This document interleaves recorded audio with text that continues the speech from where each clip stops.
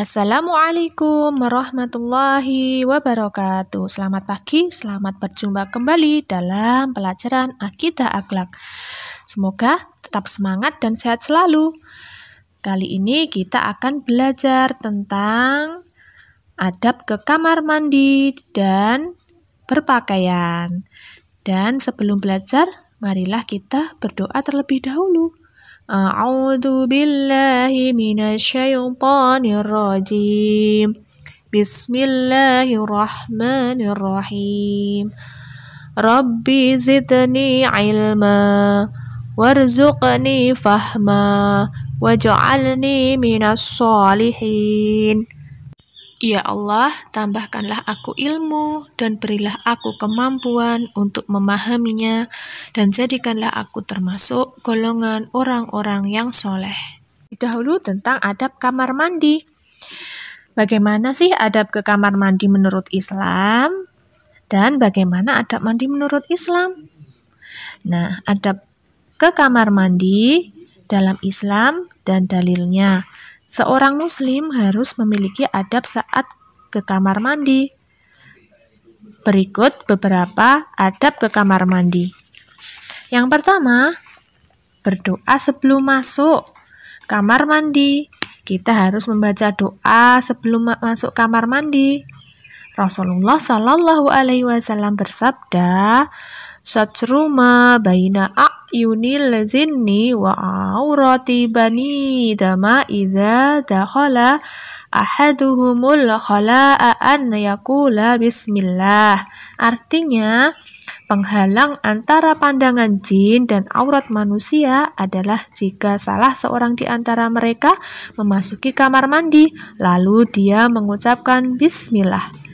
Jadi, anak-anak ketika mau masuk kamar mandi harus berdoa terlebih dahulu, membaca basmalah dan doa masuk kamar mandi.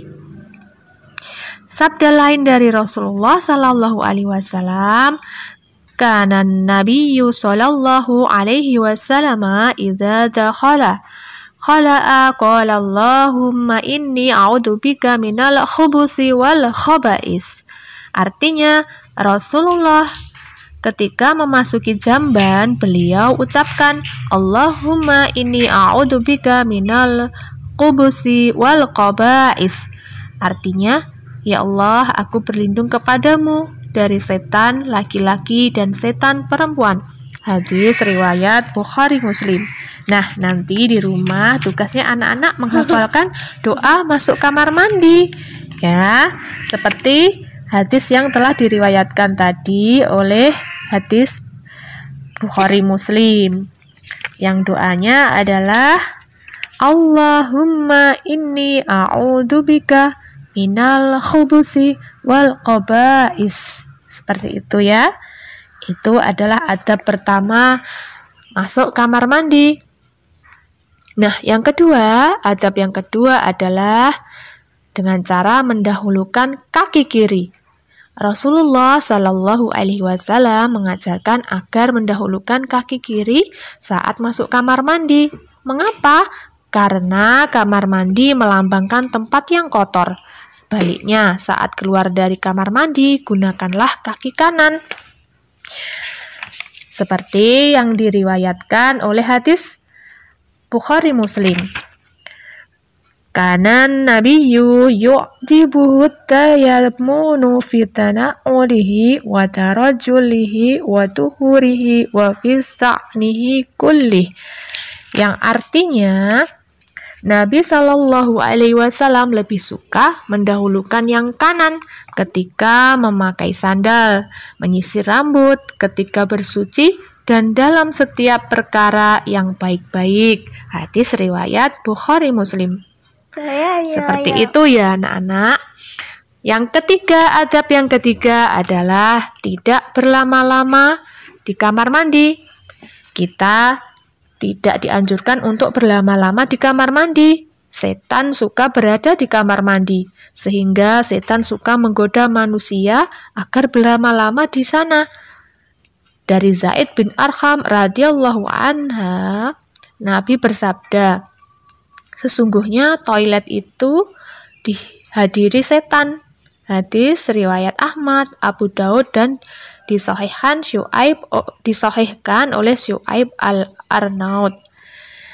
Kemudian adab yang keempat, tidak menghadap atau membelakangi kiblat. Saat buang hajat, hendaknya kita tidak boleh menghadap kiblat atau membelakangi. Seperti sabda Rasulullah, "Idza ataitumul ghabita fala tastaqbilul qiblata wa la tastadbiruha walakin syarriku aw gharribu." Qala Abu Ayyuba faqadimna syama fawajadna marahidha buniyat qibalal qiblah fananharifu wa nastaghfirullah ta'ala, yang artinya, jika kalian mendatangi jamban, maka janganlah kalian menghadap kiblat dan membelakanginya.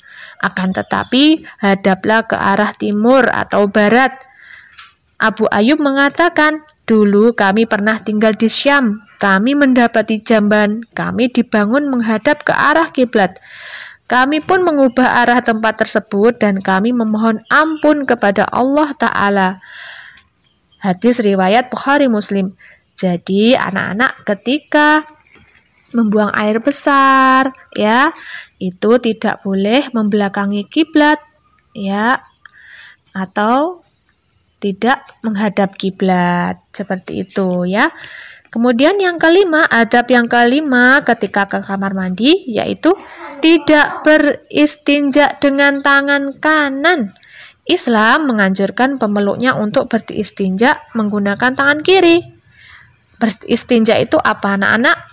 Membersihkan bagian kemaluan, ya. Tidak boleh menggunakan tangan kanan. Islam melarang beristinja menggunakan tangan kanan karena tangan kanan digunakan untuk makan dan minum. Rasulullah Shallallahu Alaihi Wasallam bersabda, "Idza syariba ahadukum fala yatanaffas fil ina, wa idza adqala fala yamassa dzakarahu bi yaminih, wa la yatamassah bi yaminih." Yang artinya, jika salah seorang di antara kalian minum, janganlah ia bernafas di dalam bejana.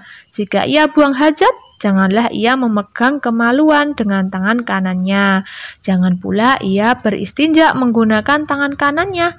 Hadis riwayat Bukhari Muslim. Nah, itu tadi ya, tidak boleh menggunakan tangan kanan. Selanjutnya, adab yang keenam, yaitu diam.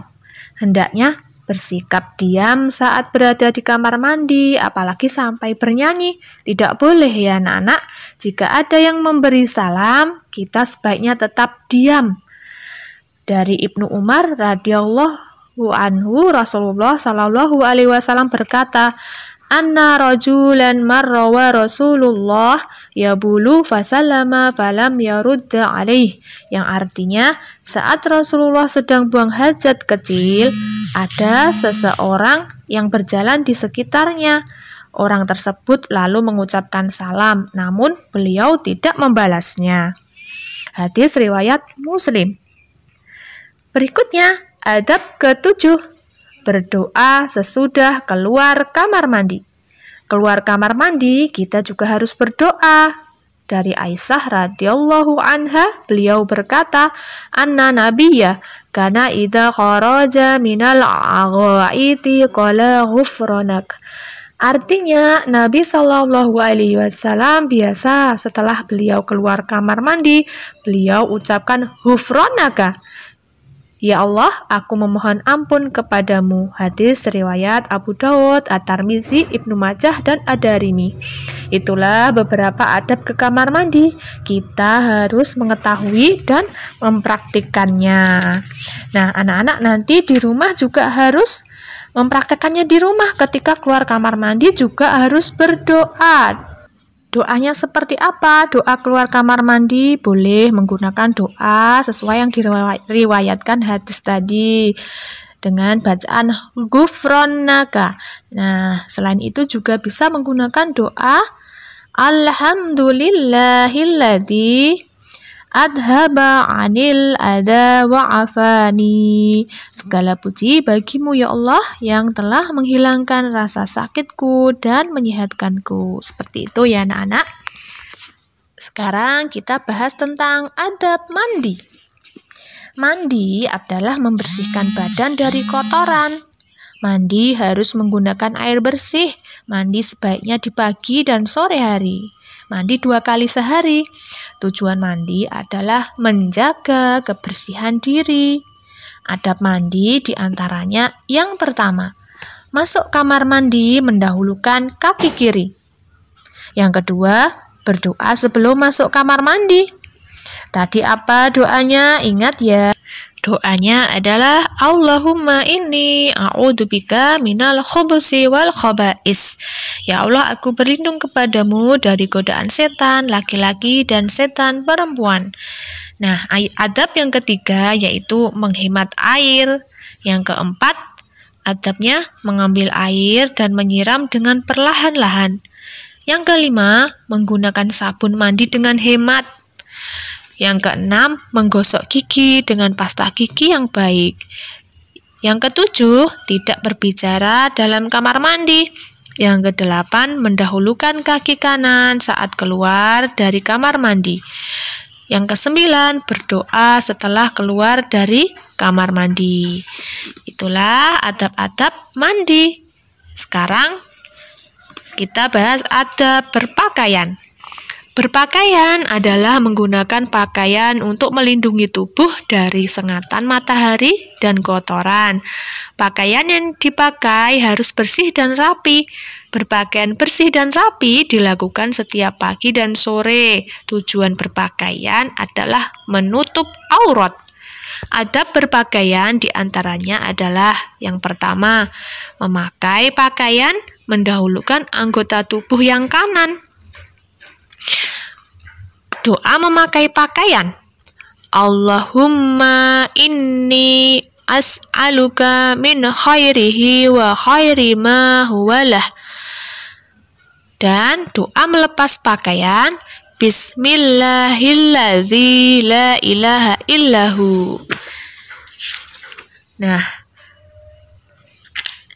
yang kedua, pakaian yang dipakai harus menutup aurat.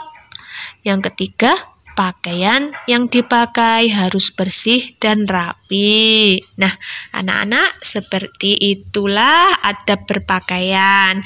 Jadi, ketika kita berpakaian, usahakan kita juga berdoa ketika memakai pakaian yang baru, ya, dan senantiasa menjaga kebersihan pakaian kita, ya, karena pakaian itu fungsinya untuk melindungi diri dari sengatan matahari. Selain itu, yang utama adalah untuk menjaga atau menutup aurat kita, ya.